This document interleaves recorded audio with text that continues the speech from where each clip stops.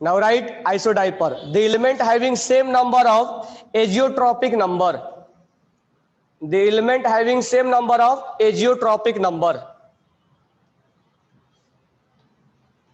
नीचे लिखना azeotropic number is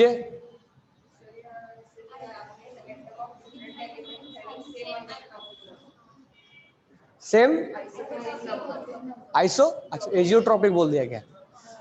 the atom of different element having same isotopic number, वो azeotropic है। Isotopic number, isotopic number वो क्या है? एजियोट्रॉपिक सॉल्यूशन में पढ़ना है आइसोटोपिक नंबर। नेक्स्ट लिखना isotopic number equal to, isotopic number equal to a minus 2z, a minus 2z। अब हम आइसोडाइपर का एग्जांपल लिखते हैं। फ्लोरीन, फ्लोरीन का एटॉमिक नंबर 9 और एटॉमिक मास 19। और यहां हम लिखेंगे सोडियम, सोडियम का एटॉमिक नंबर 11 और मास 23। अब हम आइसोट्रॉपिक नंबर निकालेंगे। आइसोट्रॉपिक नंबर सिंपल है, इसको डबल करना है और इसमें से माइनस कर देना है, क्योंकि ये A है और ये Z है। तो A माइनस 2Z, 2 इंटू 9 क्या आ जाएगा? 1। इसको डबल करना है, इसमें से माइनस कर देना है। तो 23 माइनस, क्योंकि ये है A और ये है Z, तो Z इक्वल टू 11, तो 2 इंटू 11 कितना आ गया? 1। तो आइसोटोपिक नंबर, आइसोट्रॉपिक नंबर क्या है? सेम है। तो fluorine and sodium are isodiaphers to each other. Clear है ना? चलो ये हो गया। तो अभी तक हम पढ़ चुके हैं क्या? एटम के अंदर इलेक्ट्रॉन, प्रोटॉन, न्यूट्रॉन का डिस्कवरी पढ़ा हमने। रिलेटिव पोजीशन जे थॉमसन द्वारा बताया गया और रदरफोर्ड के द्वारा बताया गया। ठीक है। ड्रॉबैक क्या था रदरफोर्ड का? इलेक्ट्रॉन्स अगर घूम रहा है तो गिर क्यों नहीं रहा है? कंटिन्यूअस उसका एनर्जी कम होते होते गिर क्यों नहीं रहा है? तो क्यों नहीं गिर रहा है तो उसको एक्सप्लेन करेगा बोर। साथ में उसके बाद आफ्टर रदरफोर्ड के बाद जब पोजीशन के समझ में आया तो एटॉमिक नंबर आया, एटॉमिक मास आया, आइसोटॉप्स, आइसोबार, ये सब चीजें आए। ठीक है। अब उसके बाद अभी हम बोर स्टार्ट नहीं करेंगे, लेकिन बोर को स्टार्ट करने के पहले, क्योंकि बोर के अंदर जब हम एंट्री मारेंगे तो वहां पर हम पढ़ेंगे स्पेक्ट्रम वगैरह के बारे में, हाइड्रोजन स्पेक्ट्रम, जिसमें कि हम ये जानते हैं कि इलेक्ट्रॉन्स रेडिएशन लाइट इमिट करता है। तो वहां पर हम पढ़ते हैं कि लाइट इमिट करेगा तो वेव बनाएगा, तो वेव बनाए में तो फ्रीक्वेंसी क्या होगा, वेवलेंथ क्या होगा। ठीक है, ये सब चीजें हम पढ़ते हैं। तो बोर में पढ़ने के पहले हम बेसिक बेसिक चीजें पढ़ेंगे। तो बहुत सारा भी थ्योरी पढ़ेंगे, क्वांटम थ्योरी पढ़ेंगे, ब्लैक बॉडी रेडिएशन पढ़ेंगे, और हम ये सोलर फोटो इलेक्ट्रिक इफेक्ट जो सोलर पैनल काम करता है वो पढ़ेंगे। और साथ में अभी स्टार्ट कर रहे हैं electromagnetic radiation. This one is important topic, लेकिन है रिलेटेड फिजिक्स से, लेकिन ये सब बेसिक चीजें है बोर के लिए। तो हेडिंग डालो electromagnetic radiation, electromagnetic, electromagnetic radiation, electromagnetic radiation. अगर वॉल्यूम है तुम्हारे पे तो पेज नंबर 7 पे देख सकते हो। पेज नंबर 7 पर ये टॉपिक है वेव थ्योरी के नाम से। पेज नंबर 7 पे वेव थ्योरी के नाम से ये टॉपिक है।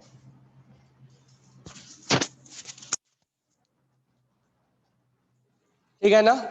तो पहले लिखना नहीं है, पहले समझ लो कि ये हम पढ़ क्यों रहे, इसके अंदर क्या क्या चीजें पढ़ना है। ठीक है।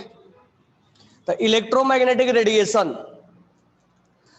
अब इस समय एक फिजिक्स में एक साइंटिस्ट थे मैक्सवेल। तो पहले अभी लिखना नहीं है, पहले समझो मैक्सवेल, मैक्सवेल ने क्या क्या बताया। तो मैक्सवेल ने यह बताया कि अगर कोई चार्ज पार्टिकल है, कोई भी चार्ज पार्टिकल, चार्ज्ड पार्टिकल, जैसे इलेक्ट्रॉन मान लो, चार्ज पार्टिकल अगर है तो चार्ज पार्टिकल के अंदर जैसे इलेक्ट्रॉन है, अब इसके अंदर अगर एक्सेलरेशन आ गया, यानी इसको हम मोशन में ला दिए, तो इसको अगर हम एक्सेलरेट करवा दिए, यानी मास इनटू वेलोसिटी आ गया, तो इसके एक्सेलरेशन के वजह से अब ये जो पाथ बनाता है, तो इसमें जब ये चलता है इलेक्ट्रॉन तो वाइब्रेट होता है, ये ऐसे ऐसे वाइब्रेट होते हुए चलेगा। तो ये इलेक्ट्रॉन जब मोशन में आता है तो वाइब्रेट हुए तो चलता है, ऐसे ऐसे वाइब्रेट होते हुए चलेगा ये। तो जब ये वाइब्रेशन होता है तो ये अपना पाथ वेव की तरह बना लेता है। ड्यू टू वाइब्रेशन इसमें एक वेव जनरेट हो जाता है। यानी मैक्सवेल ने क्या बोला कि जब इलेक्ट्रॉन या चार्ज पार्टिकल के अंदर एक्सेलरेशन होगा, यानी मास इनटू वेलोसिटी होगा, तो ड्यू टू वाइब्रेशन ये किस पाथ पे प्रोपेगेट करेगा? वेव पाथ पे, लिनियर पाथ नहीं। पहला पॉइंट क्लियर हो गया। सेकेंड, अगर कोई भी चार्ज पार्टिकल अगर उसके अंदर एक्सेलरेशन है तो उसके मोशन के वजह से, ड्यू टू मोशन यानी वेलोसिटी के वजह से, वो एक मैग्नेटिक फील्ड क्रिएट करता है। बात रहा मैग्नेटिक फील्ड क्या होता है तो 12th क्लास में पढ़ोगे फिजिक्स में। अभी भी सोच सकते हो कि मैग्नेट के पास कोई चीज आता है तो अट्रैक्ट करता है, तो वो अपने पास मैग्नेटिक फील्ड जनरेट करता है। तो due to charge motion of charge particle एक वो कंपोनेंट क्रिएट करता है जिसको हम बोलते हैं मैग्नेटिक फील्ड। मैग्नेटिक फील्ड तो इलेक्ट्रॉन्स के या चार्ज पार्टिकल के मोशन के वजह से कौन सा फील्ड क्रिएट होता है? मैग्नेटिक। याद रखना, M for motion, M for magnetic. तो मोशन के वजह से मैग्नेटिक फील्ड क्रिएट होता है, और ये जो मैग्नेटिक फील्ड होता है ये भी वेव की तरह ही होता है। ये भी क्या होगा? वेव की तरह ही हम रिप्रेजेंट करते हैं। थर्ड पॉइंट, अगर इलेक्ट्रॉन्स है या चार्ज पार्टिकल है तो ड्यू टू चार्ज, चार्ज के वजह से इसमें एक और कंपोनेंट यानी एक और फील्ड जनरेट होता है जिसको हम बोलते हैं इलेक्ट्रिक फील्ड। इलेक्ट्रिक फील्ड, इसमें एक इलेक्ट्रिक फील्ड जनरेट होता है। जैसे हम करंट होता है तो करंट के पास हम जाते हैं तो क्या करता है? खींचता है, अट्रैक्ट करता है, तो वो इलेक्ट्रिक फील्ड के अंदर होता है। तो due to charge it create electric field, और इलेक्ट्रिक फील्ड भी कैसा ट्रेवल करता है? Wave path. यानी जब चार्ज पार्टिकल चला तो इसके वाइब्रेशन के वजह से, वाइब्रेशन के वजह से इसका जो प्रोपगेशन है, इसका जो पाथ है वो भी कैसा है? वेव है।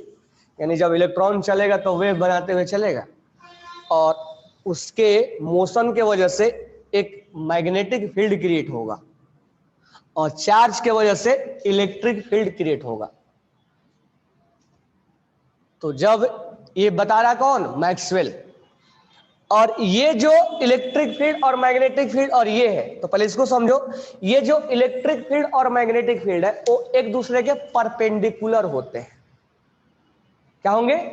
एक दूसरे के परपेंडिकुलर। देखो कैसे, मान लो ये है, ऐसे इलेक्ट्रॉन ट्रेवल कर रहा है, ये जैसे मार्कर दिख रहा है ना, ऐसे इलेक्ट्रॉन ट्रेवल कर रहा है, मैंने लिनियर बना दिया। अब जब इलेक्ट्रॉन्स ऐसे ट्रेवल करेगा तो मोशन की वजह से इलेक्ट्रिक फील्ड प्रोड्यूस होगा। तो इलेक्ट्रिक फील्ड हम ऐसे ऐसे रिप्रेजेंट करेंगे वेव की तरह। कैसे कैसे? ऐसे ऐसे इलेक्ट्रिक फील्ड प्रोड्यूस करवाएगा ये।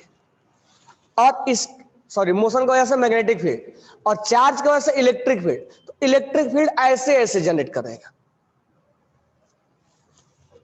तो एक ऐसे ऐसे है और एक ऐसे ऐसे है। जैसे मान लो हम यहां से चल रहे हैं, तो जब चलेंगे तो एक वेव ऐसे ऐसे बनेगा और एक वेव ऐसे ऐसे बनेगा। समझ आया ना? एक वेव ऐसे ऐसे जा रहा है, ऐसे ऐसे ट्रेवल कर रहा है, और एक वेव है ऐसे ऐसे जा रहा है। ये 3D में है, ऐसे ऐसे जा रहा है। तो दोनों क्लियर हो गए? तो electric field and magnetic field are perpendicular to each other, किस डायरेक्शन के? जिस डायरेक्शन में इलेक्ट्रॉन्स ट्रेवल कर रहा है। तो मान लो ये इलेक्ट्रॉन्स ट्रेवल कर रहा है, तो मान लेते हैं ये इलेक्ट्रिक फील्ड ऐसे ऐसे जा रहा है। क्लियर हो गया? इलेक्ट्रिक फील्ड, मैग्नेटिक फील्ड,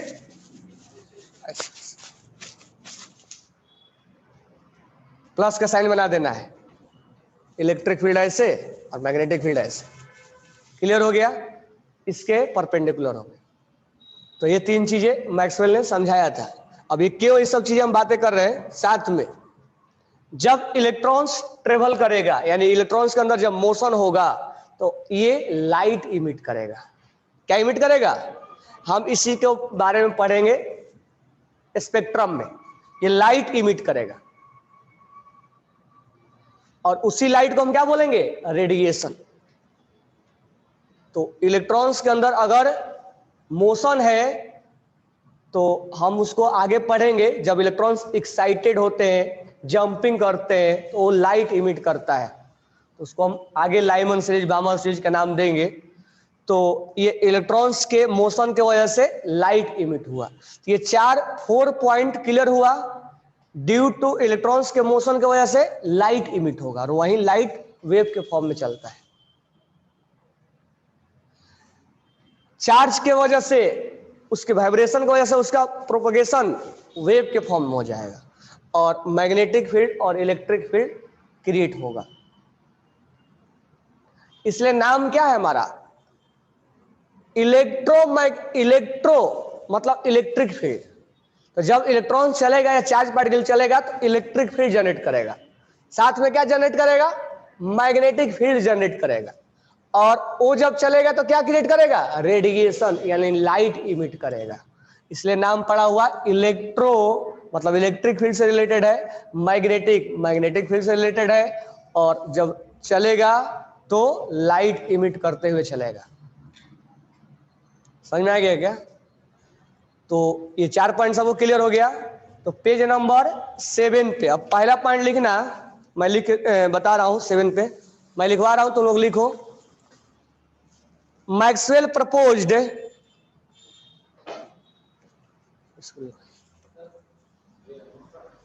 नहीं मैं लिखवा रहा हूं। मैक्सवेल प्रपोज्ड, ये समझाया, मैं लिखवा रहा हूं। Maxwell proposed when electrically charged particle, Maxwell proposed when electrically charged particle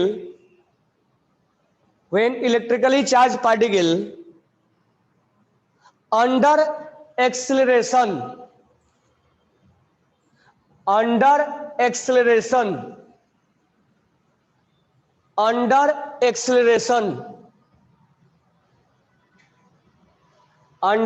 acceleration.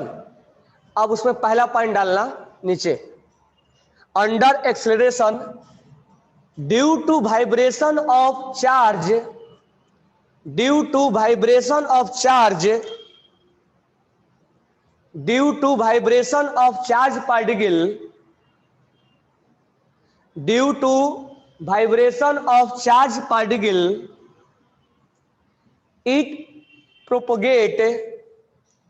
it propagate on wave path, it propagate on wave path, vibration की वजह से वेव पाथ बनाते हुए जाएगा। सेकंड पॉइंट लिखना, due to motion of charge particle,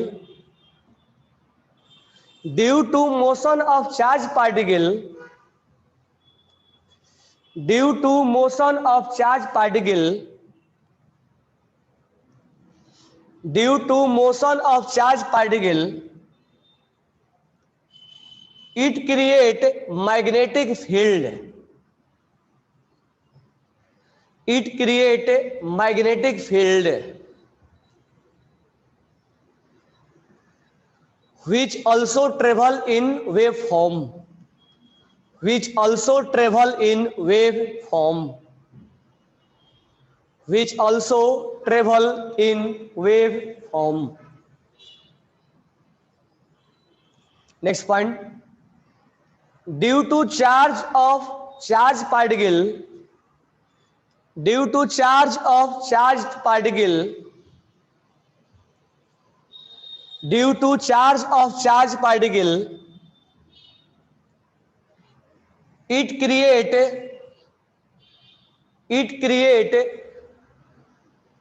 electric field component, it create electric field component, it create electric field component which also travel on wave path, which also travel on wave path, which also travel on wave path. Next point लिखना, if charge particle will accelerate, if charge particle will accelerate, if charge particle will accelerate, it also emitted radiation, it also emitted radiation, it also emitted radiation, it also emitted radiation. Next point लिखना,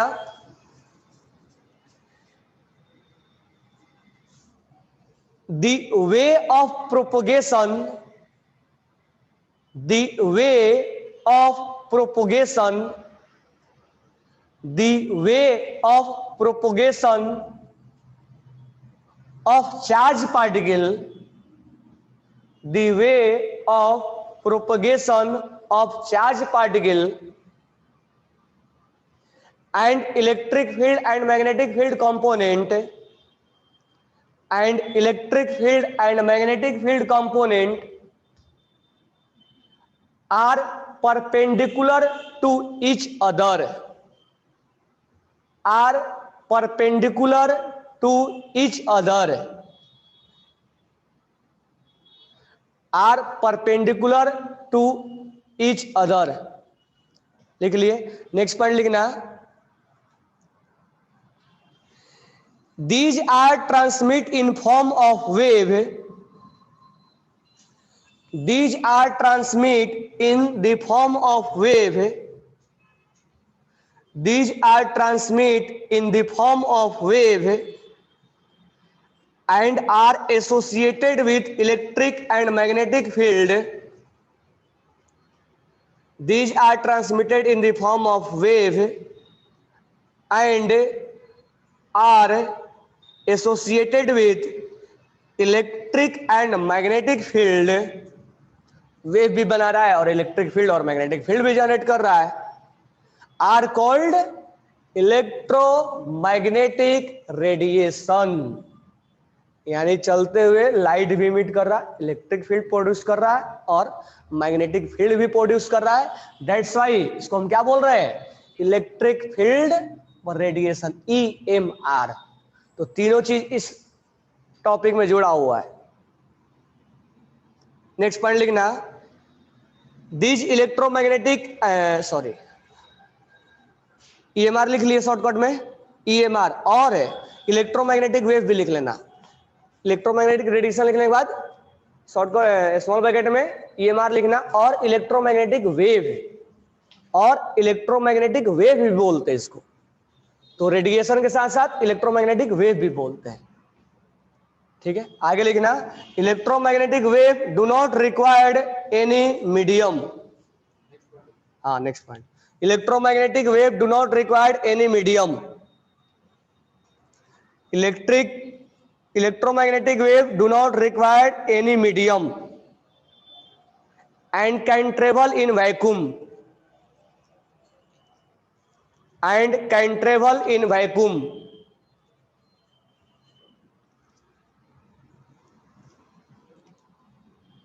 Next point लिखना, all the electromagnetic radiation have same speed, same velocity. All the electromagnetic radiation have same velocity which are equal to velocity of light. Which are equal to velocity of light. जितना भी EMR है electromagnetic radiation, उस सबका velocity light के बराबर है, और light का velocity 3 into 10⁸ metre per second, which is equal to 3 into 10⁸ metre per second. तो ये नाम क्यों पड़ा इलेक्ट्रोमैग्नेटिक रेडिएशन का, समझ में आ गया। चलता है तो इलेक्ट्रिक फील्ड, मैग्नेटिक फील्ड और लाइट इमिट करता है। कौन कौन से टाइप के इलेक्ट्रोमैग्नेटिक रेडिएशन हम जानते हैं। एफएम रेडियो, एफएम का जो फ्रीक्वेंसी होता है वो ईएमआर में आएगा। एक्सरे ईएमआर में आएगा। यूवी लाइट क्या आएगा, ईएमआर में आएगा। ईएमआर मतलब सब चीज मिला के, electric field, magnetic field, radiation, सब चीज मिला के। माइक्रोवेव का रेडिएशन, कॉस्मिक रे, गामा रे, सन रे is also example of EMR, वो भी वेव बनाते हुए चलता है। सन रे क्या है, उसके विजिबल है ना, तो अभी टाइप हम आगे पढ़ाएंगे इसके, तो एग्जाम्पल लिख लो अभी, हालांकि उस टाइप हम और आगे पढ़ाने वाले हैं। एग्जाम्पल लिख लो कौन कौन है। रेडियो वेव,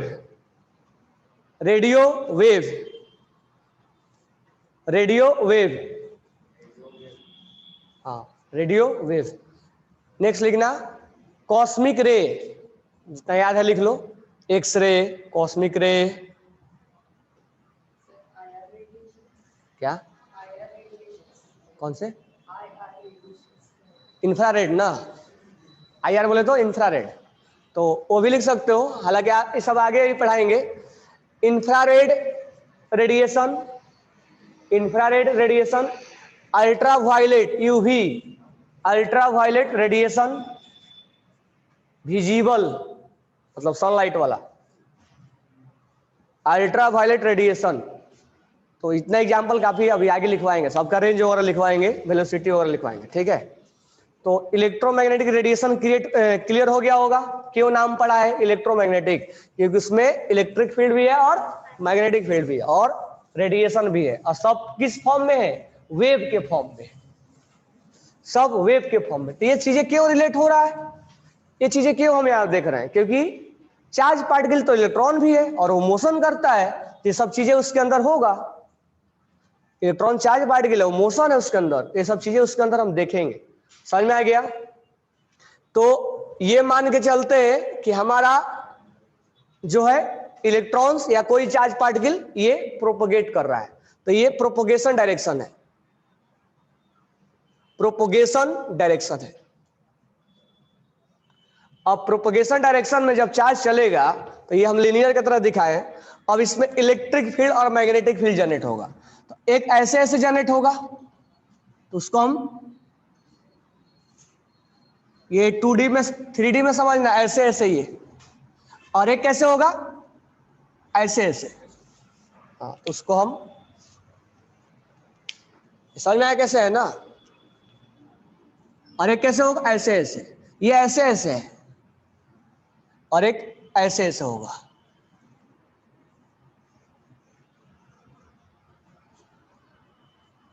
तो ये जिधर व्हाइट बोर्ड है उधर ही है,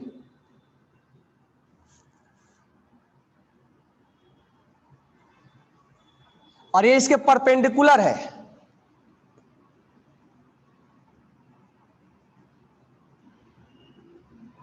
ये जिधर व्हाइट बोर्ड है उधर ही है, तो इसको हम बोल देते हैं इलेक्ट्रिक फील्ड, और this one is magnetic field. और मैग्नेटिक फील्ड जो होगा वो ये ऐसे है।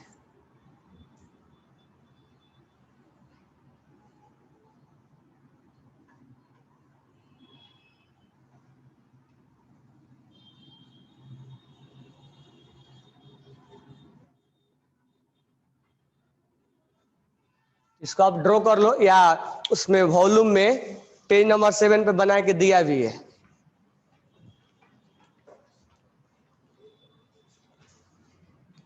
और ये किसका पाथ है, यहाँ चार्ज पार्टिकल के इलेक्ट्रॉन का, और ये मैग्नेटिक फील्ड और इलेक्ट्रिक फील्ड।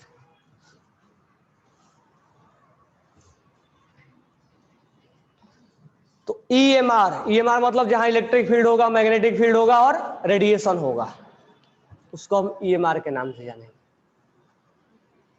लेकिन हर रेडिएशन अब सोचोगे दिखेगा, तो ऐसा नहीं कि सब कुछ दिखेगा। अब सर ये सनलाइट तो दिख रहा है, अब रेडियो वेव दिख नहीं रहा है। रेडियो वेव का जो रेडिएशन वो दिखता नहीं, तो कुछ इनविजिबल होते हैं और कुछ विजिबल होते हैं, तो आगे हम बात करेंगे। हम यहाँ मेनली जो पढ़ेंगे ना वो इलेक्ट्रॉन्स के लिए पढ़ेंगे, इसलिए मैं बार बार इलेक्ट्रॉन्स, लेकिन एक्चुअली में चार्ज के लिए उसने बोला। लेकिन हम यहाँ मेन हमारे लिए चार्ज कौन है? इलेक्ट्रॉन है, क्योंकि वही तो ट्रेवल करेगा, प्रोटॉन तो करेगा नहीं। तो दोनों में से कोई भी लिख सकते हो, ऐसे लिखना चाहिए चार्ज के बारे में। क्लियर हो गया चीजें? अब हम ये सब चीजें इसलिए पढ़ रहे हैं क्योंकि इलेक्ट्रॉन से रिलेटेड है। अब इसमें हम अब जितने तो हम नाम लिए एग्जाम्पल में, एफएम वाला, रेडियो वेव, सबका फ्रीक्वेंसी और वेवलेंथ क्या होगा? अलग अलग होगा। तो नेक्स्ट पॉइंट ये भी लिख लेना, each EMR has different, each EMR has different frequency and wavelength. हाँ, each EMR has different frequency and wavelength, लेकिन स्पीड क्या है? सेम है, लाइट की स्पीड क्या है? Each EMR has different wavelength and frequency. तो हम अब यहां से एक न्यूमेरिकल्स, आज मैं पढ़ा रहा हूं, कल न्यूमेरिकल्स दूंगा इसके ऊपर। तो अभी मैं यहां पर वेवलेंथ, ठीक है, इसके बाद अभी और थ्योरी आएगा, इसमें भी कुछ कमियां हैं, तो कमियां भी बाद में बताएंगे। और पेज नंबर 6 पे देखोगे तो दो लिखा हुआ थ्योरी। पेज नंबर 6 में सबसे नीचे जो देखोगे तो लिखा हुआ है नेचर ऑफ लाइट, और लिखा हुआ it can explain by two theory. पहला है वेव थ्योरी ऑफ लाइट, तो यही है वेव थ्योरी ऑफ लाइट, ये मैक्सवेल ने बताया। और दूसरा है कॉर्पुस्कुलर थ्योरी, जिसमें न्यूटन्स का थ्योरी आता है, तो वो आगे हम बताएंगे, ठीक है, वो आगे बताएंगे कि पहले लोग लाइट के बारे में क्या सोचते थे।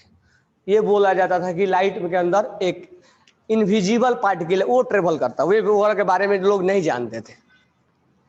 समझ में आ गया? तो वो सब चीजें हम आगे बताएंगे। तो एक भले पॉइंट लिख भी सकते हो, लिख लेना, Maxwell theory was able to explain, Maxwell theory was able to explain. अब लोग लाइट के बारे में लोगों का मान्यता अलग अलग था। न्यूटन्स के टाइम वो केवल रिफ्लेक्शन और रिफ्रैक्शन के बारे में बता, जब इंटरफेरेंस के बारे में बारी आती थी, इंटरफेरेंस मतलब दो वेव मर्ज हो जाता था, ये मोटे में थोड़ा बहुत बोला था, मर्ज हो जाना सेम फेज में, इंटरफेरेंस। तो इंटरफेरेंस में उस चीज को एक्सप्लेन नहीं कर पाता, लेकिन मैक्सवेल का थ्योरी इंटरफेरेंस को एक्सप्लेन कर रहा था। मैं केवल बस बातें बता दे रहा हूं, ये है बहुत डेप्थ की चीजें, ये सब पीएचडी वगैरह में स्टडी किया जाता है। तो बस मैं लिखवा दे रहा हूं कि Maxwell theory was able to explain reflection, refraction, reflection, refraction, diffraction, diffraction, reflection, refraction, diffraction and interference and interference phenomena, interference phenomena. लेकिन इसके अंदर भी कोई चीज अभी प्रॉब्लम है, तो प्रॉब्लम तब बताऊंगा जब हम नेक्स्ट जो थ्योरी स्टार्ट करेंगे, क्वांटम थ्योरी। ये सनलाइट के अंदर पैकेट ऑफ एनर्जी होता है, उसके अंदर जो हम उसका एनर्जी निकालेंगे भी, एक एनर्जी आइंस्टीन ने निकाल के दिया हुआ, E = mc square, E = mc square. यानी कोई भी अगर बॉडी के अंदर मास है और उसका स्पीड इतना है तो उसके अंदर एनर्जी है। एक और हम एनर्जी निकालेंगे, E = hc/λ। तो एनर्जी दो तरीके से निकाला जाता है। तो ये रेडिएशन के अकॉर्डिंग एनर्जी निकाला जाता है। तो इसको हम पढ़ाएंगे क्वांटम थ्योरी में। तो सनलाइट के अंदर एनर्जी है, पैकेट ऑफ एनर्जी है, तो यहां से पैकेट ऑफ एनर्जी नहीं निकल पाया था, तो हम पढ़ाएंगे कब, इसके बाद पढ़ाएंगे, तो बता देंगे कि इसमें क्या नहीं बताया था। तो अब यहां से हम मेन जो पढ़ने वाले हैं वो इस वेव के नेचर के बारे में पढ़ने वाले हैं, वेव के नेचर के बारे में पढ़ने वाले। तो हेडिंग डालना characteristics properties of wave, characteristics properties of wave, characteristics properties of wave, characteristics properties of wave. तो इसमें जो हम पढ़ेंगे वो मेन डिफिनेशन पढ़ेंगे कि एक वेवलेंथ का, फ्रीक्वेंसी का, वेव नंबर का, टाइम पीरियड का, इन सब का डिफिनेशन क्या है और कैसे न्यूमेरिकल बनाया जाता है, इसके ऊपर न्यूमेरिकल्स भी करवाएंगे। ठीक है, तो हेडिंग डालो, हेडिंग डालना। पहला है wavelength, wavelength, wavelength, wavelength, first one is wavelength. तो वेवलेंथ को कैसे डिफाइन करेंगे, वेवलेंथ को कैसे डिफाइन करेंगे, डिस्टेंस बिटवीन टू सक्सेसिव, अब मान लो ये यहां से लेके यहां तक के डिस्टेंस, ये हाफ साइकिल कंप्लीट किया और यहां, तो this distance is known as, और इस वेवलेंथ को कैसे रिप्रेजेंट करेंगे, या इसको हम दूसरे डिफिनेशन में कैसे बोल सकते हैं, distance between two successive crest, ये क्रिस्ट है और ये अगला क्रिस्ट है, तो यहां के डिस्टेंस और यहां के डिस्टेंस को हम क्या बोलेंगे, वेवलेंथ, या distance between two successive trough, तो ये यहां वाला डिस्टेंस और यहां वाला डिस्टेंस, ये डिस्टेंस को हम क्या बोलेंगे, लेम्डा। ठीक है, तो इसको हम लिख लेंगे, तो लिख के और यहां पहले रिप्रेजेंट कर देंगे,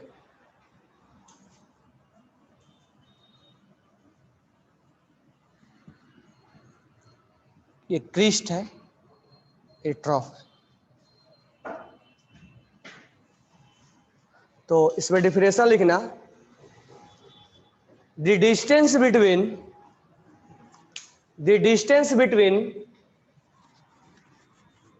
the distance between two successive crests,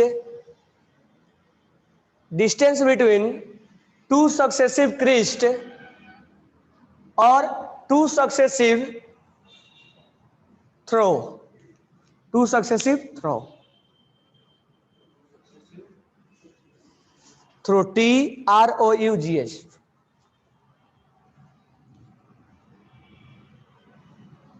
it is represented by lambda, it is represented by lambda, it is represented by lambda, and its unit is हाँ, अब लेंथ है तो लेंथ को हम मीटर में भी रिप्रेजेंट कर सकते हैं, centimetre, angstrom, nanometre, picometre, micrometer,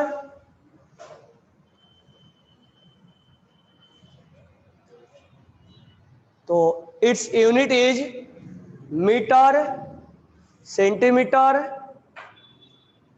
angstrom, nanometre, picometre, micrometer.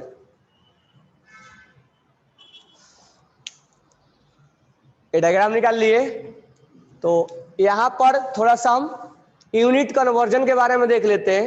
1 angstrom equal to क्या होता है, -10 मीटर। सेंटीमीटर में क्या होगा,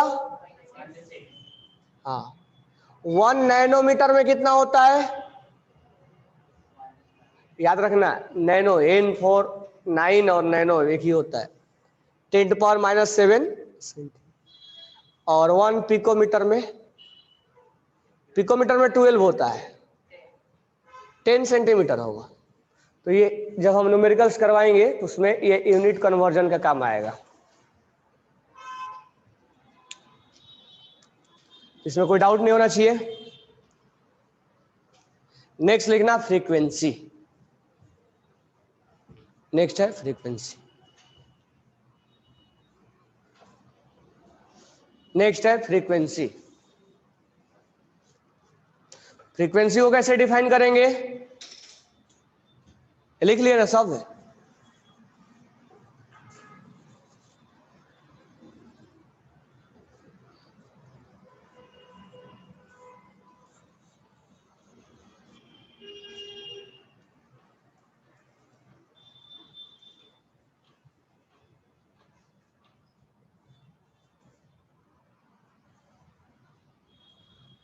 फ्रीक्वेंसी को कैसे डिफाइन करेंगे,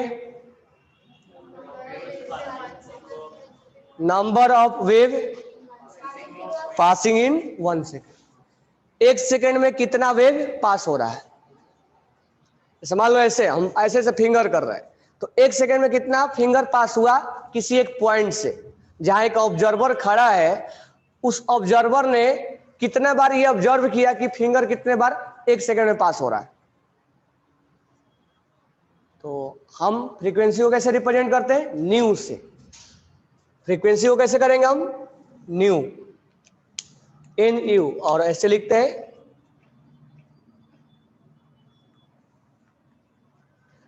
न्यू, ऐसे लिखते हैं, पढ़ेंगे एन यू। तो लिख लेना number of wave, number of wave, number of wave pass through a point, pass through a point in 1 second, pass number of wave pass through a point in 1 second। 1 second में कितना बार wave पास हुआ। मान लो ये wave travel कर रहा है, जैसे तुम एग्जीबिशन वगैरह में, स्कूल में एग्जीबिशन लगता है, ये वेव पास हो रहा है। ये वेव कितना बार 1 सेकेंड में कितना बार पास हुआ, ऐसे नंबर ऑफ वेव। यहां से एक वेव बोलेंगे, नंबर ऑफ वेव कितना बार पास हुआ 1 सेकेंड में, ठीक है। तो इसको हम बोलते हैं, ये जो साइकिल है, एक साइकिल, कितने साइकिल पास हुए 1 सेकेंड में, number of cycle pass through in 1 second. तो इसका यूनिट जो हो जाएगा, तो लिख लीजिए इस रिप्रेजेंटेड बाई न्यू, लिख लो इस represented by new, it's represented by new, it's represented by new. और इसका जो यूनिट होगा, कितना साइकिल पास हो रहा है 1 सेकेंड में, तो साइकिल पर सेकेंड। तो इट्स यूनिट इज साइकिल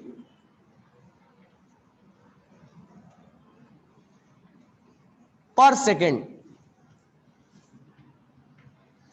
जिसको बोलते हैं सीपीएस, साइकिल पर सेकेंड। अब हम इसको साइकिल पर सेकेंड है, तो पर सेकेंड हम सेकेंड इनवर्स भी बोलते हैं, सेकेंड इनवर्स भी बोलते हैं, और उसको हर्ट्ज भी बोला जाता है, HZ। ये तीनों एक दूसरे के इक्वल होते हैं। साइकिल पर सेकेंड, सीपीएस, सेकेंड इनवर्स भी बोला जाता है। और कल हमने एक क्वेश्चन दिया था फ्रीक्वेंसी निकालने के लिए, कल नहीं, तुम लोग को इसमें मोस्ले में एक हमने जेड दे के, मोस्ले इक्वेशन में एक ग्राफ दे के फ्रीक्वेंसी पूछा था ना, तो उस फ्रीक्वेंसी का यूनिट हमने क्या लिखा था, सेकेंड इनवर्स। तो उसको हर्ट्ज भी बोल सकते हैं, कोई डाउट नहीं है ना। नेक्स्ट लिखना wave number, wave number, wave number कैसे बताएंगे वेव नंबर को, how can we define wave number,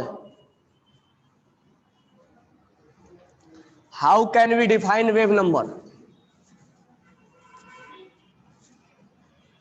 तो रेसिप्रोकल ऑफ लेमडा। अब इसी को समझो, वो डिफिनेशन है उसको छोड़ दो। वेव नंबर, वेव नंबर को समझना है, क्योंकि आगे चीजें जो आएगा वो सब चीजें हम चीजें जानेंगे तब एक दूसरे से रिलेट कर पाएंगे। हमने बोला कि एक सेकेंड में कितना नंबर ऑफ वेव पास हो रहा है, एक सेकेंड में, दैट इज फ्रीक्वेंसी। अगर हम बोलेंगे कि एक सेकेंड में, सॉरी, 1 मीटर लेंथ में, 1 मीटर लेंथ में कितना नंबर ऑफ वेव पास हो रहा है, एक सेकेंड में नहीं, 1 मीटर में। जैसे यहां से वहां डिस्टेंस मान लो और तुम ऐसे ऐसे पास ट्रेवल कर रहे हो, तो इतने डिस्टेंस में कितना तुम नंबर ऑफ वेव बनाए।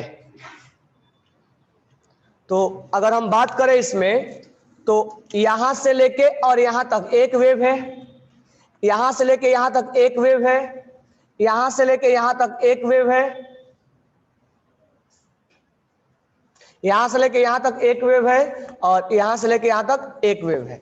यानी यहां से लेके यहां तक 1 2 3 4 5, यानी 1 मीटर में नंबर ऑफ वेव कितना आ गया, 5। समझ में आ गया? अगर मान लो इसका लेमडा ज्यादा होता और 1 मीटर डिस्टेंस, ये 1 मीटर है, 1 मीटर लेंथ है, अगर ये 1 मीटर में लेमडा ज्यादा होता,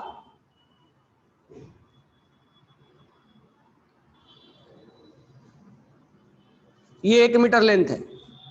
अब इसमें अगर हम नंबर ऑफ वेव काउंट करें, तो यहां से लेके यहां तक 1 वेव, यहां से लेके यहां तक 1 वेव, और यहां से लेके वहां तक 1 वेव। तो कितना वेव दिखा, 3 वेव आया, यानी 1 मीटर में 3 वेव आया। तो number of wave in 1 metre length. समझ में आ गया? अब सोचो, अब इसका वेवलेंथ ये है, इसी को वेवलेंथ हमने बोला था ना, वेवलेंथ, और इसका वेवलेंथ ये है। तो वेवलेंथ अगर कम है तो नंबर ऑफ वेव 1 मीटर में क्या आ रहा है, 5, और अगर वेवलेंथ ज्यादा है तो नंबर ऑफ वेव क्या आ रहा है, कम आ रहा है, 3 आ रहा है। यानी अगर वेवलेंथ बढ़ गया तो नंबर ऑफ वेव क्या हो गया, और इसी नंबर ऑफ वेव को क्या बोलते हैं, वेव नंबर बोलते हैं। यानी अगर ये बढ़ेगा तो वेव नंबर क्या हो जाएगा, घट जाएगा, घटेगा ना, ऑब्वियस सी बात है। और छोटा छोटा पाथ बनाएगा तो नंबर ऑफ वेव क्या होगा, ज्यादा। तो नंबर ऑफ वेव को हम फाइनली क्या बोल सकते हैं, ये अगर ज्यादा होगा तो ये क्या होगा, कम, तो इसीलिए रेसिप्रोकल बोलते हैं। तो अभी लिखना नहीं है, समझ में आ गई चीजें, ठीक है। तो कल मैं इसको आगे, अभी लिखना मत, मैं लिखूंगा, ठीक है। तो ये कल हम रिलेशन बताएंगे फ्रीक्वेंसी में और वेवलेंथ में, और वेवलेंथ में और वेव नंबर में 2 रिलेशन बताएंगे, और वहां से न्यूमेरिकल सोल्व करवाएंगे, ठीक है। तो थोड़ा सा समझ के आना है, तो वहां से न्यूमेरिकल्स करवाएंगे, क्योंकि ये न्यूमेरिकल्स आगे काम आएगा। समझ में आ गया ना? तो इलेक्ट्रोमैग्नेटिक रेडिएशन क्लियर हो गया, और रेडिएशन में अलग अलग जितने भी ईएमआर है उनका वेवलेंथ क्या होता है, अलग अलग आता है। तो एक दूसरे के रिलेशन में क्वेश्चन पूछा जाता है, तो हम अटेम्प्ट करेंगे। Okay, thanks to all.